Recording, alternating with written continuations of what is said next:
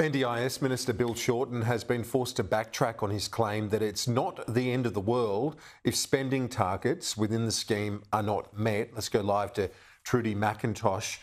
Trudy, interesting comments he made yesterday, raised a few eyebrows, and today there's been quite the reaction to it. Well, Kieran, it seems like Bill Shorten made a pretty mistake yesterday, speaking on your program, when he said it wouldn't be the end of the world if this self-imposed spending target for curbing the growth within the National Disability Insurance Scheme wasn't met. Within 24 hours, we've just seen him say emphatically, yes, Labor will meet its own target. So it may have just been a slip of the tongue yesterday during the interview about the ways to actually try and reform the National Disability Insurance Scheme. The opposition, though, seized on this. Michael Sukkar, the shadow minister, saying that Bill Shorten had blown a hole in the Treasurer's own budget, because we know how significant the savings actually are in the NDIS within the decade. This was Bill Shorten today and his comments from yesterday. The truth of the matter is that Labor is absolutely committed to achieving our target. There's only one political party in Australia who has a plan to improve the NDIS.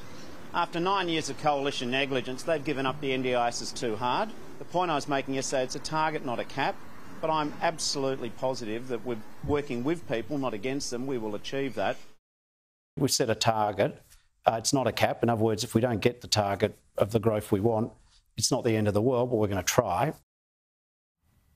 But missing the target does have budgetary implications, and we'll run through them. This was baked into the budget bottom line going forward, that the government will meet its self-imposed target.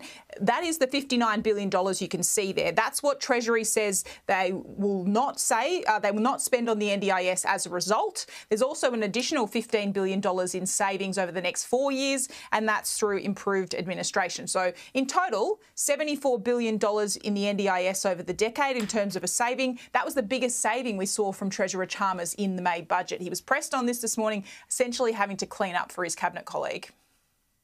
If it's not met, how big of a hit will that be to your budget? Oh, we intend to meet it. You know, the government's intention is to meet that target.